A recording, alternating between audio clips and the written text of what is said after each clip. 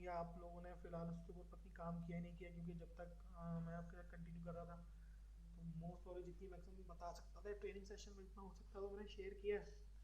हो सकता है कुछ चीज़ के रह गई हो, या प्रोफेशनली जब हम लोग काम करते हैं जब हमारे चीज़ें सामने आती हैं तो हम लोग जब उसके ऊपर वर्किंग करते हैं। अब बेसिक जैसे नया वर्जन है इसका 3.9 जिस पर मैं काम कर रहा हूँ, उसमें कुछ एक नई चीज़ आई है। टेक्स्ट स्टाइल शीट है, वेरिएबल टू टेक्स्ट एडिटर है, ठीक है, स्कोर एक्स और डेटा बाइंडिंग है। इसमें होता क्या है कि हम लोग कोई भी एक वेरिएबल यूज़ करते हैं, ठीक है, टेक्स्ट का है, टेक्स्ट ऑब्जेक्ट यूज़ करते हैं, तो हमें किसी, अब जैसे इसमें एक दो तीन चार टेक्स्ट बॉक्स लगे हुए हैं, लेकिन इसमें मेरा सिंगल टेक्स्ट बॉक्स यूज़ हो रहा है। वो हाँ, वो सब पार्टीशन यूजर सबको जानते हैं कि यार जितने कम से कम आप एलिमेंट या ऑब्जेक्ट यूज़ करोगे वो आपके लिए फ़ायदेमंद होता है। एग्री? ठीक है। इसके अंदर इन्होंने क्या ऑप्शन निकाला है, इनका जो टेक्स्ट ऑब्जेक्ट है इसके अंदर टेक्स्ट स्टाइल शीट के अंदर टेक्स्ट स्टाइल आ गया था इन लोगों ने, जिसको आप मल्टीपल अपने फॉर्म में भी आप ऐड कर सकते हो और अपने टेक्स्ट स्टाइल के अंदर आप वेरिएबल्स को भी ऐड कर सकते हो। ठीक है। उसका सीन क्या है कि जैसे मैंने, और ये मैं डेटा एक्सेल या बाइंडिंग के थ्रू भी डेटा ला सकता हूँ, मुझे इसकी ज़रूरत नहीं पड़ेगी। लेट से कि मैंने एक अपना एक टेक्स्ट स्टाइल बनाया हुआ है, मैं इसकी वेरिएबल शीट पे जाता हूँ, तो आपको इसमें यहाँ दिखेंगे, मैंने स्ट्रिंग्स के बारे में पता है, वेरिएबल्स के बारे में, ठीक है, मैंने इसमें मैंने मल्टीपल वेरिएबल्स लिए हुए हैं। अप एंड डाउन एरो है, स्टॉक नेम है, स्टॉक नंबर है और स्टॉक वैल्यू है। इसको मैंने क्या किया कि यार मैं मल्टीपल एक टैक्स लगाने से बेहतर है, मैंने इसको एक सिंगल टैक्स में लगाने के लिए मैंने टैक्स एडिटर में मैंने, हमारे पास होता है फॉर्मेट ऑप्शन, ये चेक किया कभी?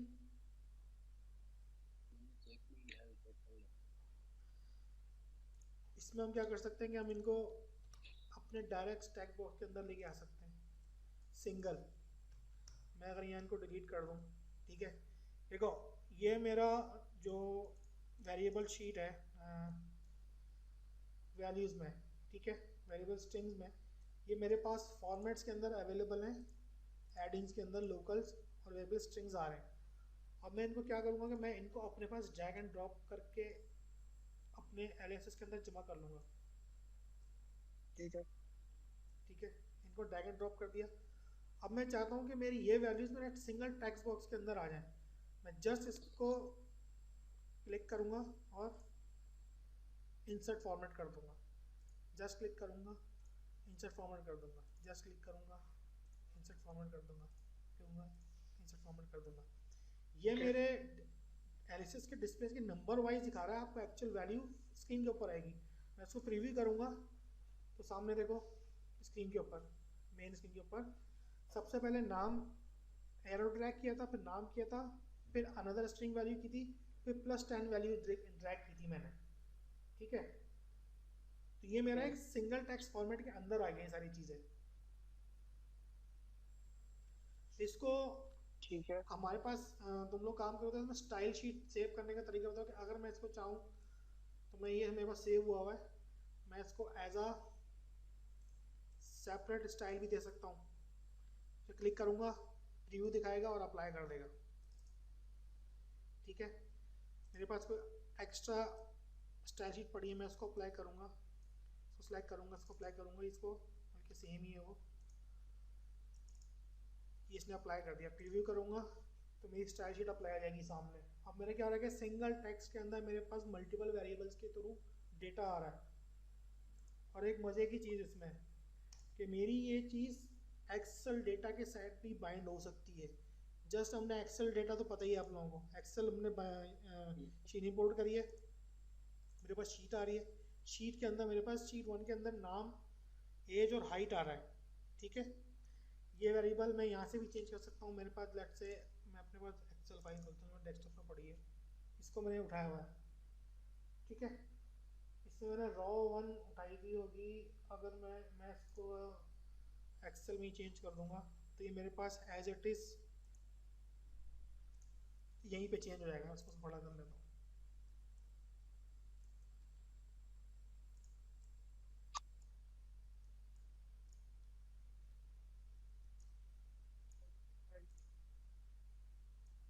स्केल अप कर लिया मैंने इसका। अब मैं इसका एक्सेल फाइल में आता हूँ। मैं यहाँ पे इसका नाम दे देता हूँ वेलिनार। सेव करूँगा, नाम से हो जाएगा। और ये तुम्हारी टेक्स्ट फॉर्मेट और अलाइनमेंट भी सेम ही रखेगा उन चीज़ों को जो उसके अंदर होगी। ठीक है, तो ये तुम्हारी मेन चीज़ें हैं। इनके ऊपर रिकॉर्ड मूव के अंदर तो काम किया होगा तुम लोगों ने भी, कि अगर मल्टीपल चीज़ पड़ी तो मल्टीपल रॉस पे जाने के लिए जस्ट सेम तुम इसको बाइंड करोगे। अभी तो मैंने इसको सिर्फ नाम को बाइंड किया था, वेबिनार वाले नेम को बाइंड किया था, एज और हाइट को नहीं किया था। तो अभी सिर्फ एज और हाइट अभी चेंज नहीं होगी। ठीक है, अब लेट्स सपोज ये जो एक्सेल फाइल है इसमें जो वैल्यू है 550 की जगह तो हाँ, मैं यहाँ पे इसको बाइंड कर दूंगा ना। लेट्स से अगर मैं उठा के कर भी देता हूँ, जैसे ये पड़ा हुआ है मेरे पास, मैं इसको 41 को उठा के डाल देता हूँ इस पे, और 55 को डाल देता हूँ इस पे। ठीक है, हो गया।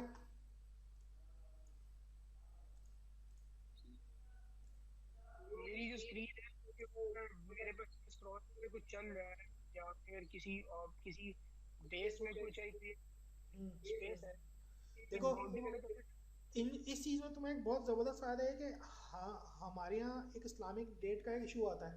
तुम एक्सेल फाइल के अंदर वो डेट्स डाल के तुम रिकॉर्ड मूव की कीज लगा के या टाइम शेड्यूलर लगा के की का तुम इसको डे वाइज तुम इस्लामिक डेट भी चला सकते हो। और स्टॉक का डेटा भी अगर आ रहा है कोई एक्सेल फाइल के थ्रू, कोई चीज़ डेटा मैनेज होकर उतर रही है तुम्हारा, इसमें देखो मल्टीपल चीज़ें हैं ना डेटा के अंदर। एक्सेल है, जेसन की भी है इसके अंदर अब, और ODBC आउटसाइड डेटाबेस भी है, प्लेलिस्ट है, सीक्वल और एक्सएमएल फाइल भी है। ये सारे डेटा मैनेज करना तुम लोगों को पता ही है, तुमको मैनेज कर सकते हो तुम लोग उठा के इसके अंदर। भाई वो तो यूनिटी वो तो इशू नहीं है। हाँ, यूनिटी भी है, यूनिटी की पॉसिबिलिटी भी है सारी, क्योंकि यूनिटी भी तुम्हारा एज एन एक सॉर्ट ऑफ एसक्यूएल है ना तुम्हारा। ठीक है, जो टेबल्स है तुम्हारे, तुम उनको उठा के लाके यहाँ बाइंड करा सकते हो इजीली। वो जो आप बाउंडिंग की बात कर रहे हैं ना, वो टेक्स्ट की बाउंडिंग जो हम लगाते हैं और फिर प्रोपोर्शनल रखते हैं या फिट रखते हैं, तो वो वाली प्रोपोर्शनल फिट इस पे भी चलेगी। वो अगर चलेगी हम ना, तुम टेक्स्ट पे उसको बाउंडेड कर दो।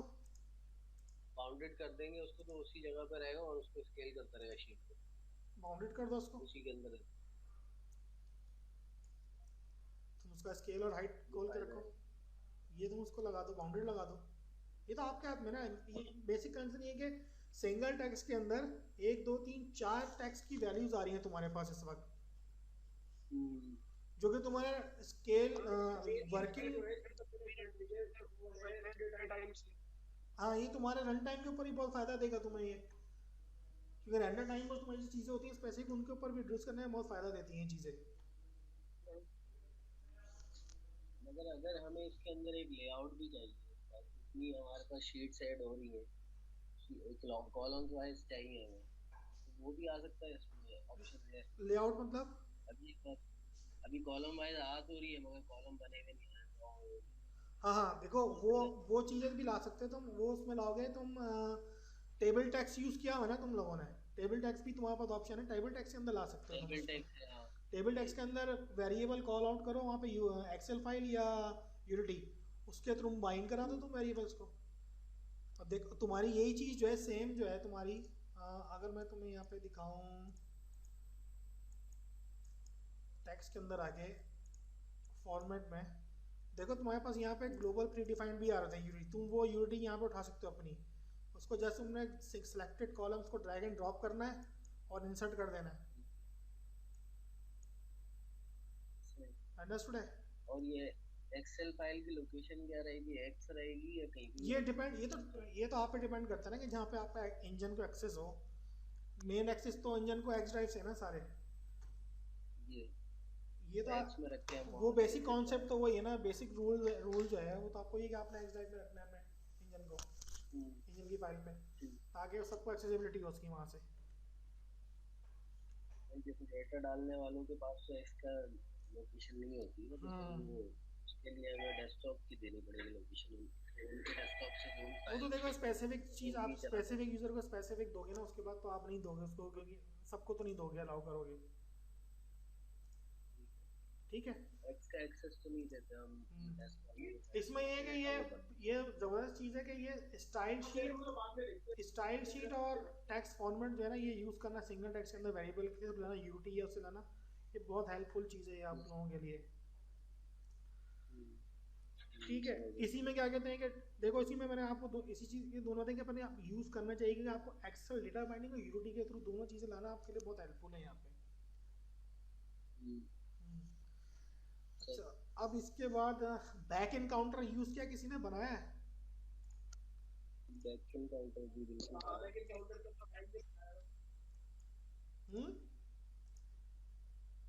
क्या बनाया वो तो बैक एनकाउंटर।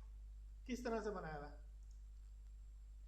30 सेकंड का होता है वो एक्सटीडी ऑब्जेक्ट, पैरामीटर्स में काउंटडाउन सेलेक्ट करते हैं, वहां से वैसे टाइम -30 कर लिया, जो भी टाइम रखना चाह रहे हैं सेकंड्स में। नहीं, ये स्ट्रिंग के थ्रू वेरिएबल चेंज के ऊपर रखा हुआ है या नॉर्मल पे बनाया हुआ है?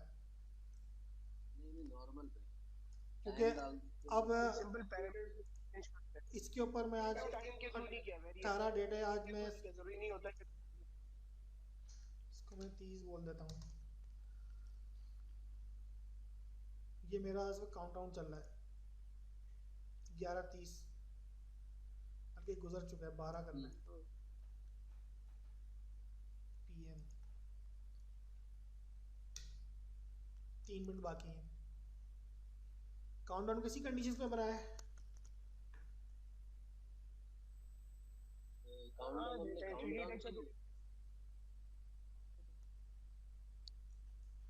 इसमें देखो सिंपली हो गया, काउंटडाउन भी हो गया, इसी में बनता है।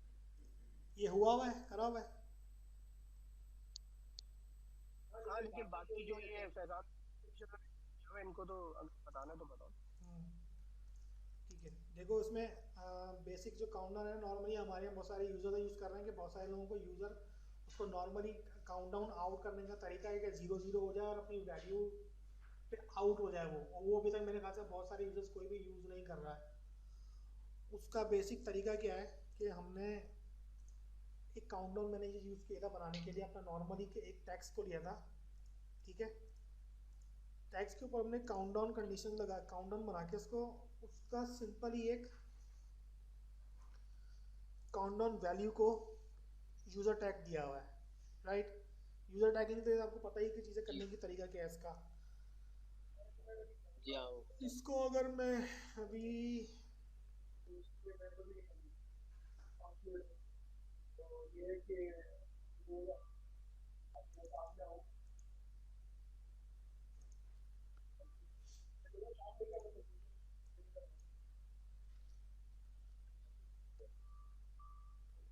इसको मैं डिलीट करता हूँ उसको।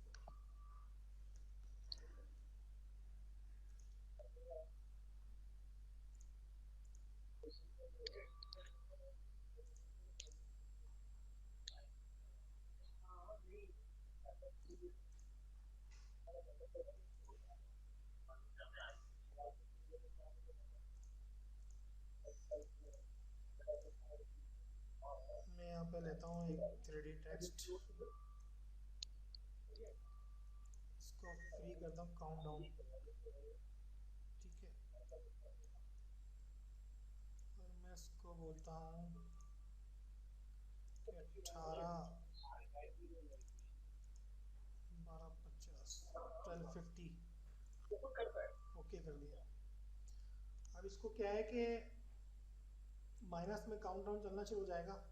अब इसमें तुम उसके टेक्स्ट फॉर्मेट के अंदर जाके तुम टेक्स्ट फॉर्मेट का मिनिमम भी कर सकते हो कि कितने पे जाना है। आवर्स मिनट सेकंड है, हटा दोगे तो आवर्स और मिनट के ऊपर हो जाएगा, वरना आप अब टाइम फॉर्मेट दे दो तो आपका प्रॉपर टाइम फॉर्मेट चलना शुरू हो जाएगा। अब इसमें होता क्या है, सम टाइम की काउंटडाउन के अंदर ये वाले अब अगर मैं इसको बोलूँ कि 29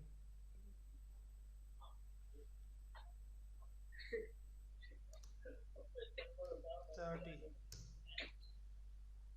ये अभी चलना शुरू होगा लेकिन ये हो गया माइनस में चला जाएगा। हाँ उल्टा कर देगा ना माइनस में।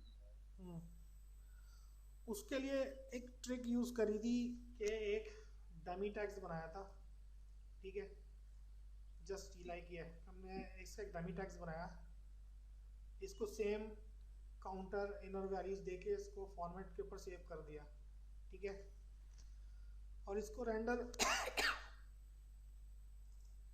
ऑफ किया हुआ है, ऑफ कर दो, ठीक है, ये तुम्हारा काउंटर चल रहा है। अब मुझे चाहिए कि मेरा काउंटर 0 0 के ऊपर जाके ना स्टॉप हो जाए, रिवाइज रिवाइज अब वहाँ से रिवाइज ना 0 0 पे आके रुक जाए।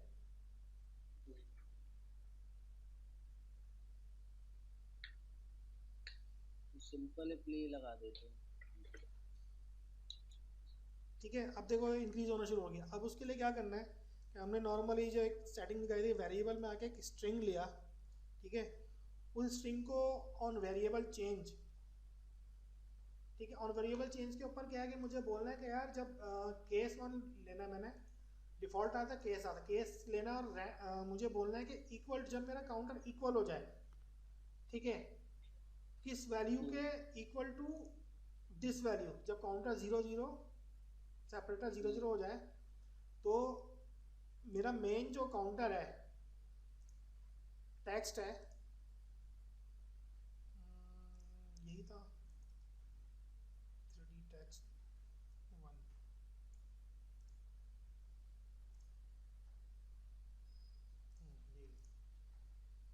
ये जो है ऑफ हो जाए और कहाँ हो गया,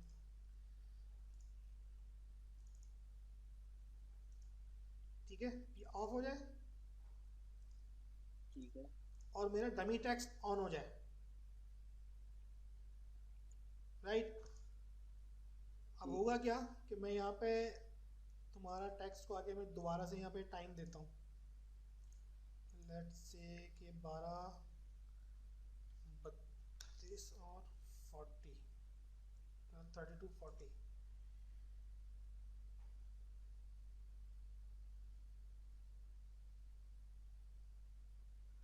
अब ये 0 0 के ऊपर तुम्हारा काउंटर को ना वैल्यू स्विच कर देगा, उसकी रेंडर ऑन ऑफ कर देगा, ताकि तुम्हारे काउंटर के अंदर तुम्हें इशू ना है कि वो पॉजिटिव में जाना शुरू हो गया है। टाइम और कम कर देता हूँ,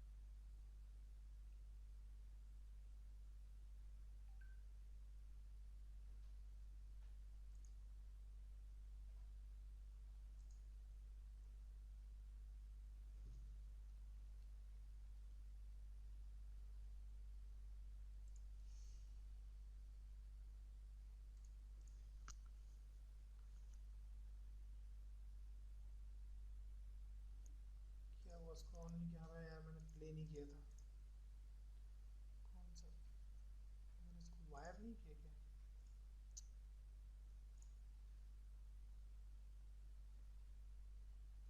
वहाँ पे रेंडर ऑफ ही रहेगा डिजाइनर में, मगर वो दोबारा रिपीट हो गया। नहीं वो रिपीट हो गया, मैंने इसको अपडेट नहीं किया था, क्या है?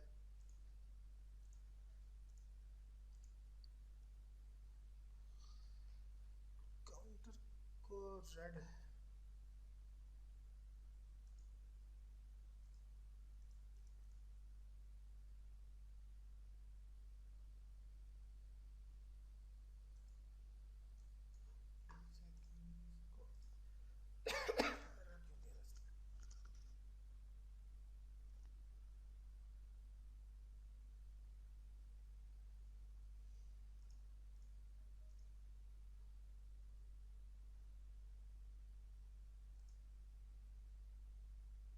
काउंटडाउन टेक्स्ट, ठीक है,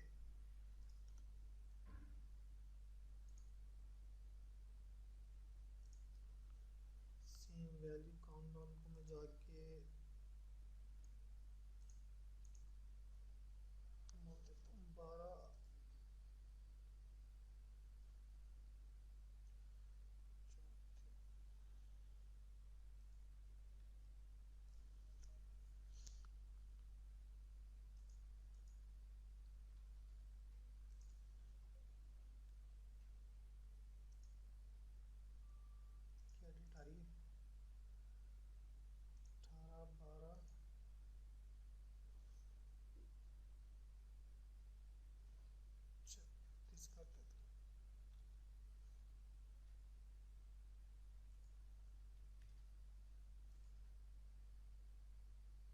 शायद भाई ये वर्जन कौन सा 4.12 यूज कर रहे हो? नहीं नहीं, मेरे पास अभी वो है 3.9.4 है।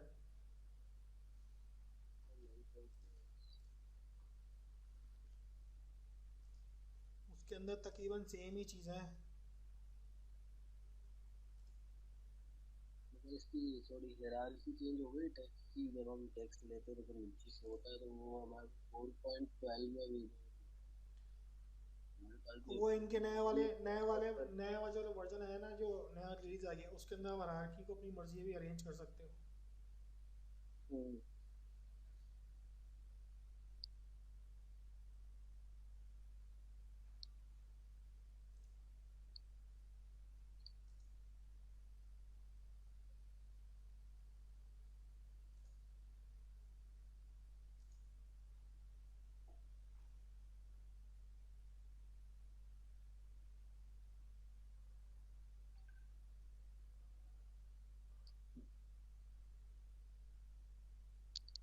ठीक है, देखो 0 0 पे स्टॉप हो गया, मैच वेरिएबल हो गया 0 0। ठीक है। उसके बाद वो माइनस में कंटिन्यू, क्योंकि उसने रेंडर ऑन ऑफ कर दिया सीन का, ऑब्जेक्ट का, जो हमने कमांड लगाई थी सही नॉन वेरिएबल मैच के ऊपर। सही। ये हमने ऑन वेरिएबल मैच के ऊपर इक्वल टू 0 0 और रेंडर ऑन ऑफ कर दिया। इसी तरह के जब सम टाइम तुम क्या करोगे, जब तुम नया सीन खोलोगे तो तुम इसको रेंडर ऑन होके ये काउंटर 0 0 हो चुका होगा और तुम्हारा मेन क्लॉक ऑफ हुई भी होगी।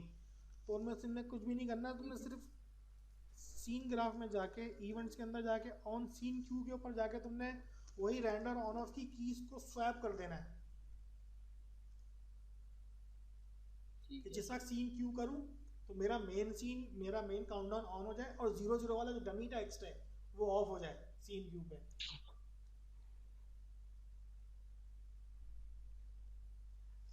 ठीक है, तो तुम्हारा स्टॉप हो जाएगा वो। ये तो बार बार करना पड़ेगा?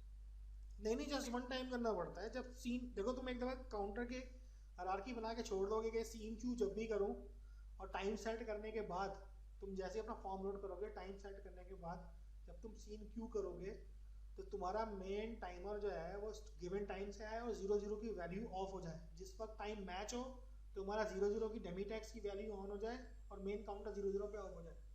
ये तो जस्ट वन टाइम, एक टाइमलेट के अंदर एक दफा होगा बस। ठीक है, तो ये जब हम दे देंगे क्लाइंट पे चलाने के लिए, तो फिर वहाँ पे ये सीन के अंदर तो ऑफ नहीं हो जाएगा ना? हाँ सीन के अंदर तो ऑन ही रहेगा, जब जब वो टेम्पलेट बंद करे खोलेंगे तो रीसेट हो जाएगी। हाँ, रीसेट हो जाएगी वैल्यू। अगर हम जब डिजाइनर पे प्ले करके देखेंगे तो उसमें हमारे पास ऑफ हो जाएगी, तो हमें ये तो करना तुम इसके पड़ेगा। अंदर भी तुम्हें सीन क्यू के ऊपर तुम्हें नहीं दिखेगा ना उस वक्त, क्योंकि सीन क्यू जो वर्क करता है वो तो तुम्हारा प्लेयर लेवल पे करता है ना। हम्म, ये तुम्हें वो हेल्प करेगा। सही। ठीक है। ठीक।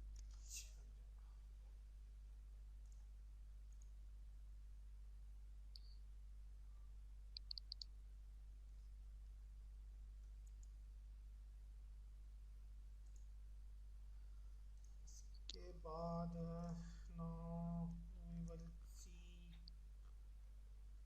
Counter stop watch. एक है मनी काउंटर वगैरह बनाना आता है, डोनेशन काउंटर। इसका थोड़ा सा स्टेप लेंदी है प्रोसीजर इसका। चलो इसको देखते हैं कि एनडीआई है एक एक्सप्रेशन टेक्स्ट बॉक्स पे वर्किंग करिए। अगर इसको देखें तो ये यार ये चीज़ देखते हैं इसमें, बार ग्राफ और स्क्रीन बार ग्राफ देखते हैं। ये मज़े की चीज़ है, ये तुम लोगों को काफ़ी हेल्प करेगी। इस सीन में है कि बार ग्राफ में ऑन स्क्रीन रख के अगर आपने अपनी बार ग्राफ एनिमेट करानी है हाइट को, तो वो किस तरीके से एनिमेट होगी। जस्ट लाइक मैं वेरिएबल ऑन कर लेता हूँ, अपने सीन क्यूब प्ले करता हूँ, तो देखो मेरा सीन की वैल्यूज क्या है, ऑन स्क्रीन चेंज हो रही है। अब क्या है कि हम लोग मोस्टली हमें क्या हमें मोस्टली क्या करना पड़ता था कि स्ट्रिंग टाइप में जब लोग वैल्यू डालते हैं तो जस्ट या तो जीरो से प्ले करना पड़ता है या फिर वो जंप करके जाती है वैल्यू। ठीक है, ठीक है। इसमें क्या होगा कि मैं बार वैल्यू 1 को 10 दूंगा और जस्ट एंटर करूंगा, ये ऑन स्क्रीन तुम्हारा अपडेट होगा एनिमेशन, अच्छा एनिमेट भी होगा। एनिमेट भी होगा। तुम्हें कोई चीज़ प्ले करने की you don't need to have play the scene cue and load the scene. ठीक है।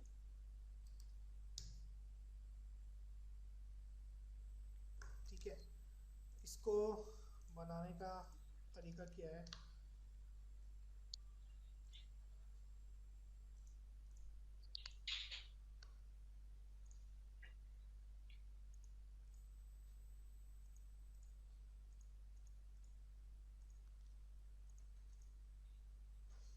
एक नया सीन लेते हैं।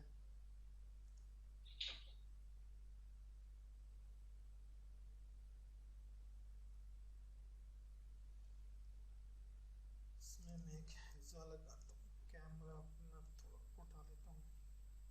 ठीक है, इसका रेडियस कम कर लेते हैं, इसको 50 कर देते हैं। ठीक है, इसकी हाइट है, हाइट के साथ मुझे इसका एक टेक्स्ट वैल्यू लेनी है जो कि मुझे इसके ऊपर टॉप के ऊपर वैल्यू शो करेगा। इसके लिए मैं सेकंड एक चीज़ लूँगा,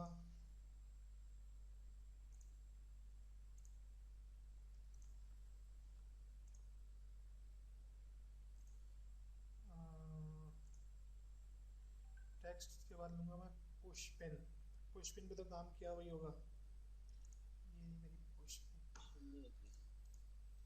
पुश पिन को मैं इसका बता दूँगा, इसको बताऊँगा इसका चाइल्ड टेक्स्ट को। ठीक है, पुश पिन को सोर्स ऑब्जेक्ट बता दूँगा मेरा, एन को मेरा बार मीन्स कि इसको बोल देता हूँ बार 1।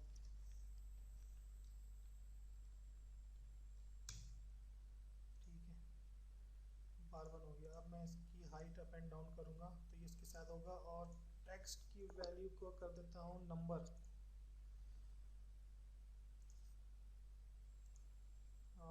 टेक्स्ट फॉर्मेट में आके इसका डेसिमल 0 कर देते हैं।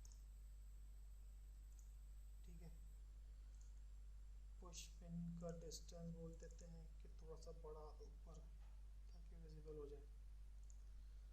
मैं यहाँ पे बार की हाइट को कैलकुलेट करता हूँ। ठीक है, अभी मैं इसको यहाँ लेता हूँ, इसको करते हैं एनिमेट। 0 के ऊपर बार हाइट है 0, 25 पे इसकी बार हाइट कर देते हैं 100। ठीक है, इसका आते हैं ट्रैक व्यू पे।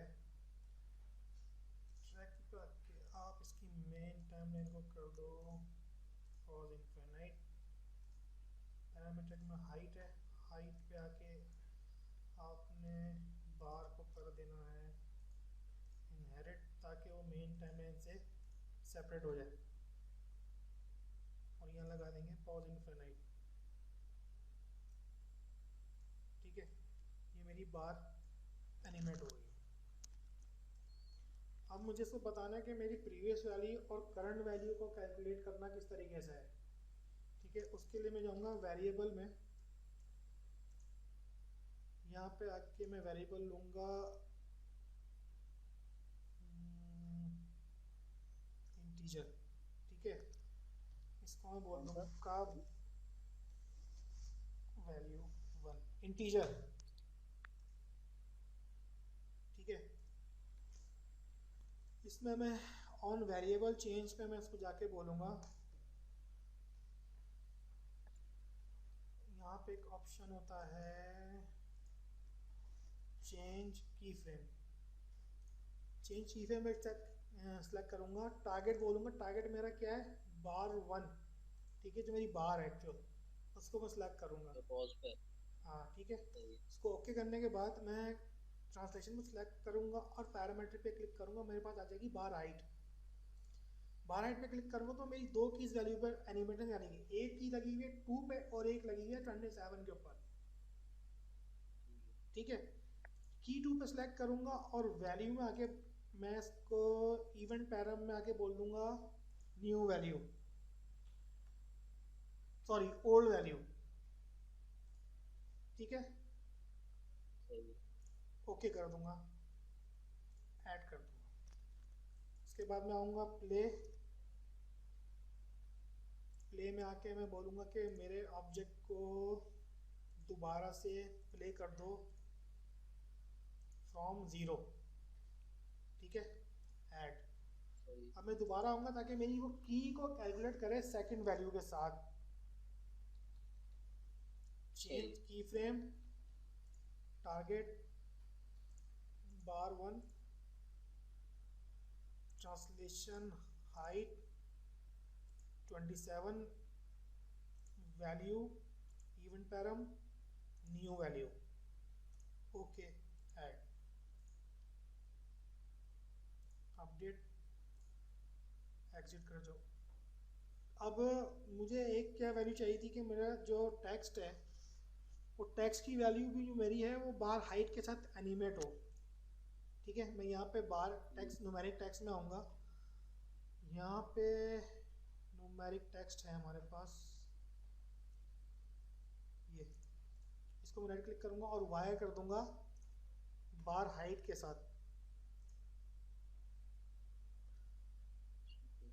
Parameter bar height parametric, okay.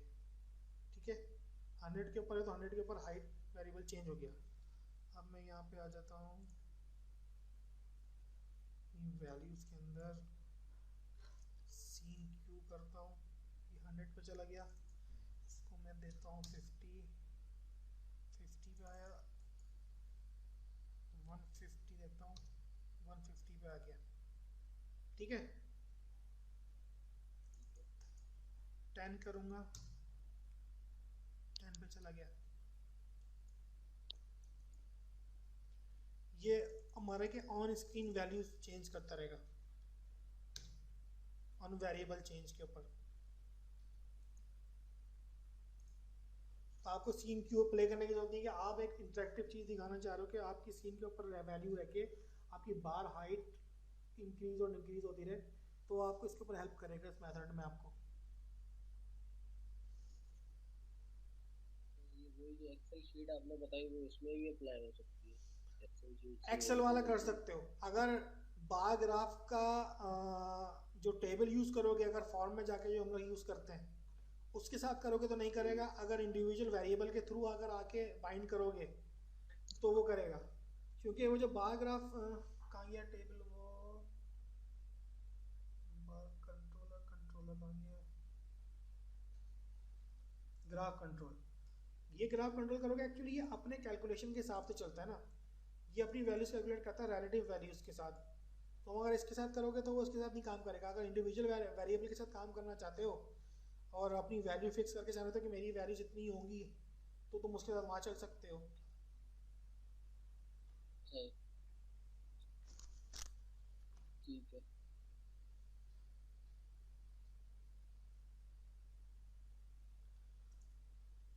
Maximum bar try line bar number of rows two. ठीक है, तो वहाँ तो ड्रैग एंड ड्रॉप वेरिएबल करने होते हैं ना असल में। तो अगर तुम इंडिविजुअल वेरिएबल को करोगे तो उसको काउंट नहीं करेगा वो उसको, तुम्हें उसकी रिलेटिव वैल्यू के लिए चलना पड़ेगा फिर तुम्हें, जो उसकी टाइमलाइन की वैल्यू होती है। सही।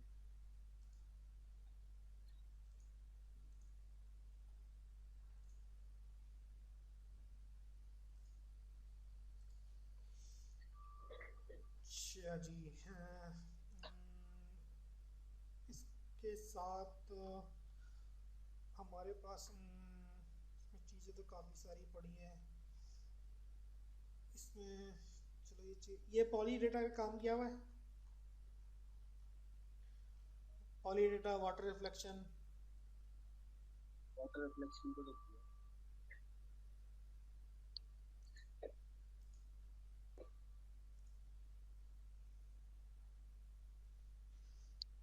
ठीक है,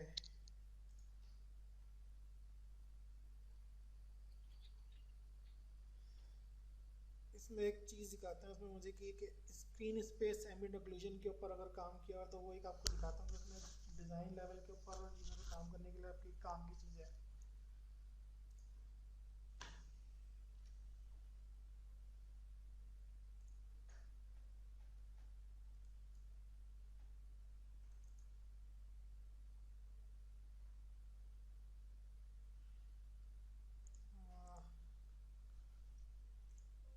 Mandeep from Behive is also is with us now.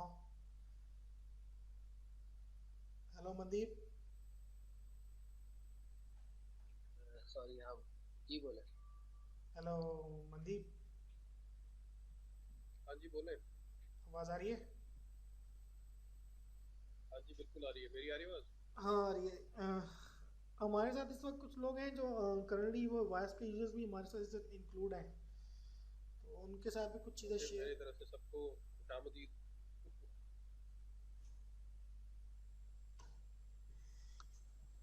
ठीक हो गया। अच्छा, इसके ऊपर काम किया हुआ टेक्सचर टेक्सचर पूल्स में से स्क्रीन स्पेस एम्बेड ओक्लूजन पे? क्या कह रहे हैं? नहीं नहीं, मैं इनसे यूजर से बात कर रहा हूँ। यूजर्स को बोला था कि इनके ऊपर ऐसे ऐसे के ऊपर काम किया हुआ यूजर्स ने। इसमें तो नहीं किया। चैट में भी कुछ डाल रहे हैं, वो कह रहे हैं आवाज़ आ रही है जी। ओके, वालेकुम सलाम। उमेर भाई आपकी आवाज़ नहीं आ रही।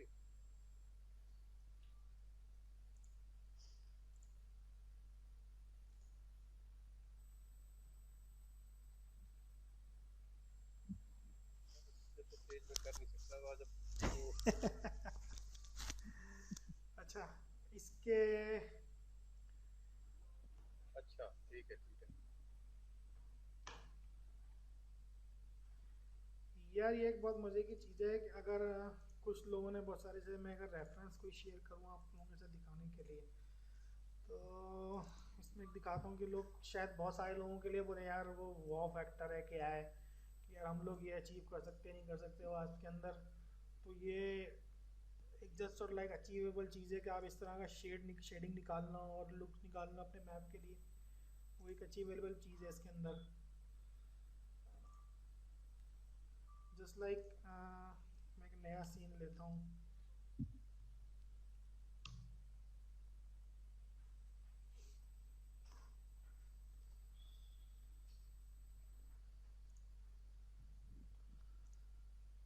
इसमें मैं इंपोर्ट करता हूँ AI फाइल, जस्ट सपोज कि मैंने अपना एक मैप, पाकिस्तान का मैप इंपोर्ट करना है, ठीक है, और वो मल्टीपल कलरिंग के अंदर भी हो, पॉली डेटा के ऊपर काम किया हुआ है।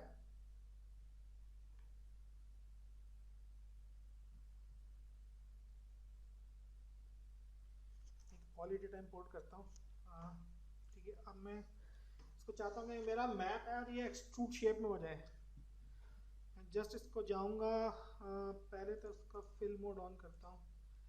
इसमें एक आपको एक चीज़ आपके पास ज़रूरत चीज़ है कि पॉलीडेटा के ऊपर जिन लोगों ने काम किया उनको अच्छी तरीके से आइडिया होगा कि हमारे पास पॉलीडेटा के अंदर से हम मल्टीपल पॉलीगॉन्स जो वैल्यूज़ होती हैं वो विद कलर और वैल्यूज़ हमारे पास अवेलेबल हो जाती हैं।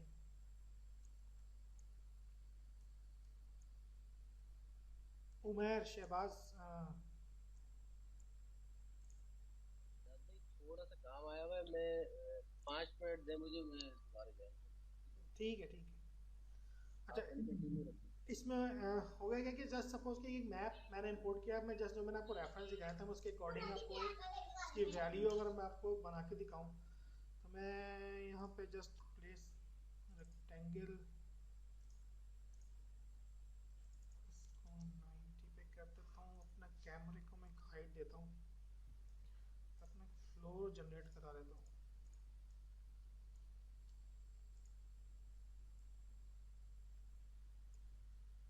ठीक है, मैं अपना पॉली डेटा ऑन करता हूँ। इसके लिए मैं यहाँ पे लूँगा बेवल, बेवल में जाके इसको सोर्स शेप बोल दूँगा पॉलीगॉन डेटा, और इसको ओवरराइट बेस कलर बोल दूँगा।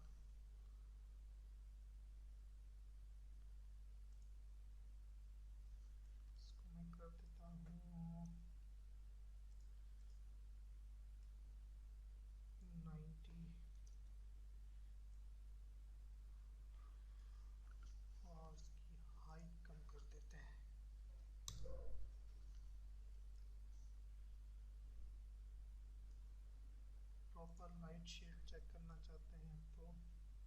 हाइट का एंगल चेंज कर देता हूँ। होगा क्या कि मेरा जो पॉलीगॉन शेप जो लुक एंड फील निकालने के लिए मैं इसको कलर वैल्यू चेंज कर दूँगा, इसको करते हैं रोटेट।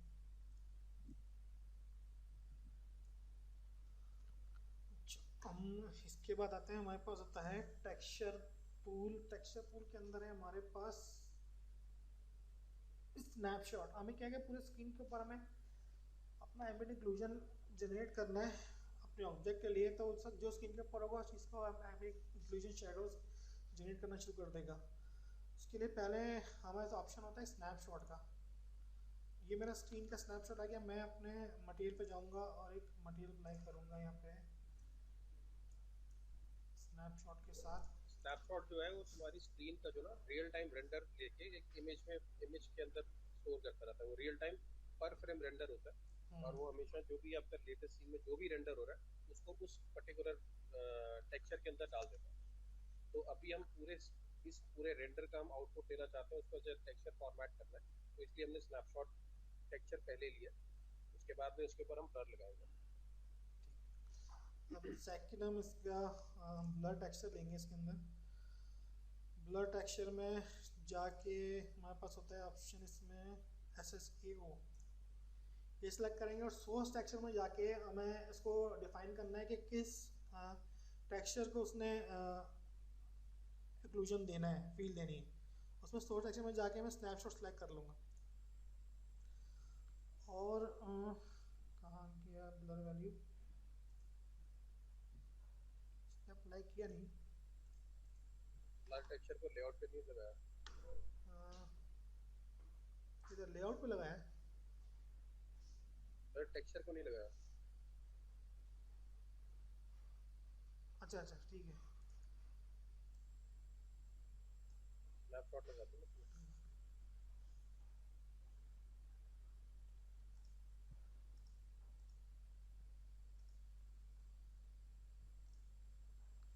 इसको लेयर पे लगा लो लेआउट की जगह, क्योंकि लेआउट के अंदर वो स्केलिंग अभी तुम्हारी मैच नहीं करती।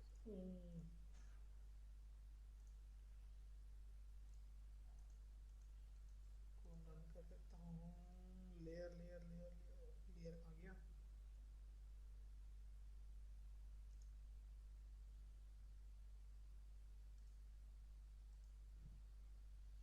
स्क्रीन मैच नहीं है उसका पर। हमारा रेंडर छोटा बन रहा है। स्क्रीन साइज पहले क्या उसका था 720 का था, जो बाद में तुमने चेंज किया इसको 1080 पे। नहीं 1080 है। फिर बात वहीं से करी थी। वहीं से करी। तो कोई नहीं, अभी तो फिलहाल स्केल कर दो इसको।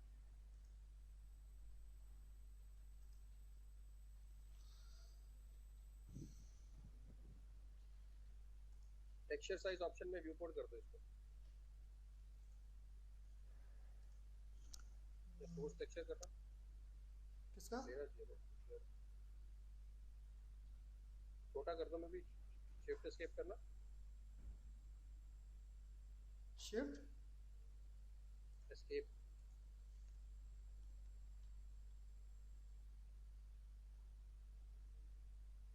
वापस करो, शिफ्ट एस्केप दोबारा कर दो। मुझे लग रहा है कुछ तो रुक गया। चलो उसका वो मेरे ख्याल से वो हो सकता है इसका वो अपडेट ना हो रहा अभी, वो वर्जन मेरा पुराना वाला है ना। बजा दो। यूवी तो नहीं हिली, यूवी चेक करो, नहीं साइज नहीं तो सेम लग यूवी रहा नहीं है। हिली, यूवी नहीं हिली भी, वो सेम ही है। ब्लर टेक्सचर की यूवी। अगर मैं इसको लास्ट टाइम मैंने क्या किया, ठीक है एक चीज़ करते हैं।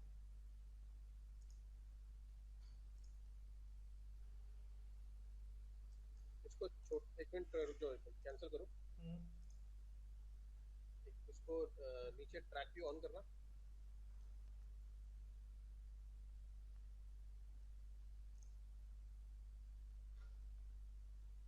मेरे को लग रहा है व्यू पोर्ट ठीक से स्केल नहीं हो रहा, इसको रीस्टार्ट कर दो। हाँ व्यू पोर्ट को, सेव करके वो रीस्टार्ट भी कर व्यू दो। पोर्ट को मैच नहीं कर रहा। कोई नहीं हो जाएगा, ये मैं कर चुका हूँ।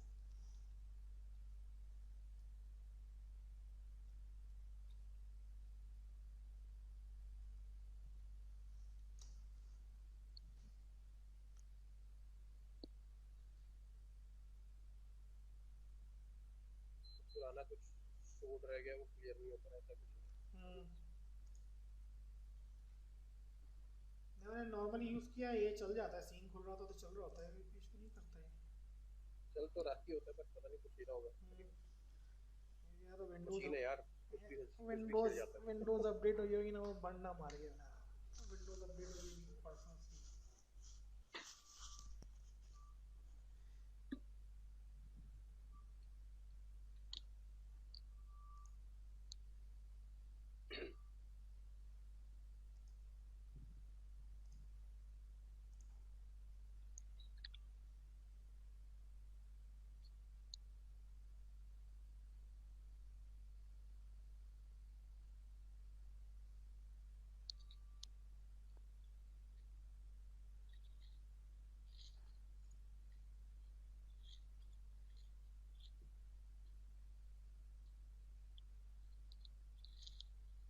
नेक्स्ट टाइम में तुमको ये लेटेस्ट वाले वर्जन पे डलवाएंगे क्योंकि 3.9.4 थोड़ा पुराना हो गया यार। हाँ, मैंने इनको 5.8 आ गया हमारे अभी पास। बताया था इन लोगों के 5.8 रिलीज होने वाला है। ऑफिशियली बीहाइव की तरफ से अनाउंस होने वाला है नवंबर के अंदर, जो नए लेटेस्ट वर्जन के ऊपर पूरा एक सेशन।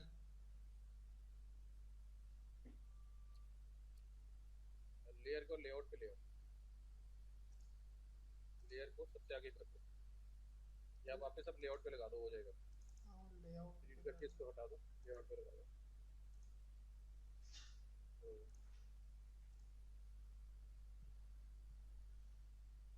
हो गया। अच्छा, बाकी अब इसके जो ब्लर फीचर हैं इसके, और ये शेडोज़ की जो इंटेंसिटी है वो आप कंट्रोल कर सकते हो इनके अंदर। इसमें हम लोग इसकी अगर लेयर भी ऑफ करते हैं तो हमें शेडो दिखेंगे, क्योंकि एज टू एज वो शेडो दिखाएगा। अगर हम पीछे कोई इमेज लगाना चाहें,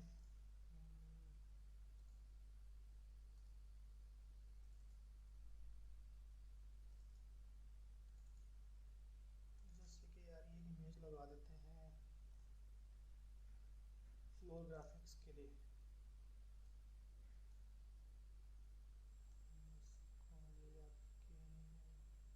बैकग्राउंड पे अटैच करते हैं। ये बहुत ज़्यादा कलरफुल है, कलर देख नहीं रहा उसका। अच्छा, चलो दूसरी को भेजनी पड़ेगी, लेकिन ये कॉन्सेप्ट आप लोगों को इसका पता चल गया होगा कि एक्चुअली बेसिक आप अगर कोई रिजल्ट अचीव करना चाहते हो स्क्रीन या एम्बिएंट इंक्लूजन के हिसाब से अकॉर्डिंग, तो आप इसको अचीव कर सकते हो जस्ट लाइक दिस इमेज। और आपके मल्टीपल आपके पॉलीगॉन्स डेटा होगा और मैप डिफरेंस यही होगी, तो आपको सेम डिफरेंस इसी तरीके से दिखाएगा आपको सारा। आप उसका तो फ्लोर ग्राफिक्स यूज़ कर सकते हो।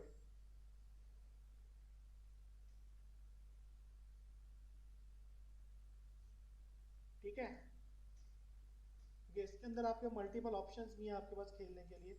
आप उसकी बयास बढ़ाओ, उसकी इंटेंसिटी से आप कंट्रोल कर सकते हो, सैम्पल रेडियस है, स्केल है, या ब्लर पैरामीटर्स भी आप इसके यूज़ कर सकते हो। ब्लर करने के लिए आप कम करना है, ज़्यादा करना है,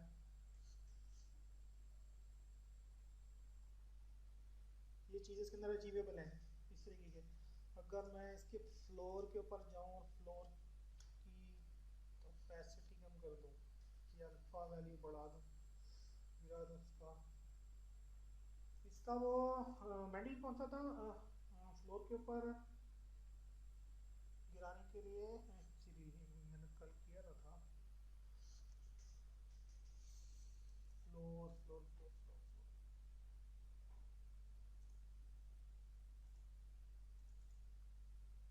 फ्लोर इमेज लगा के था।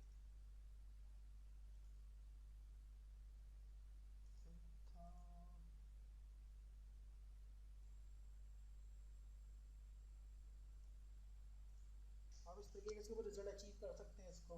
जैसे आपको इमेज के साथ अपना एक रेफरेंस जनरेट करना पड़ेगा, तो मटेरियल लगा के अब इसकी इंटेंसिटी कम कर दो, यानी कि ओपेसिटी अब कम कर दो।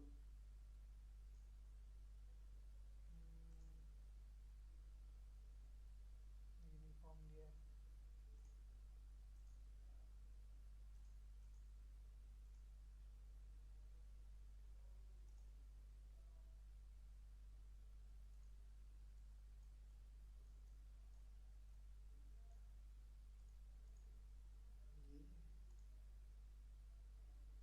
Candidate to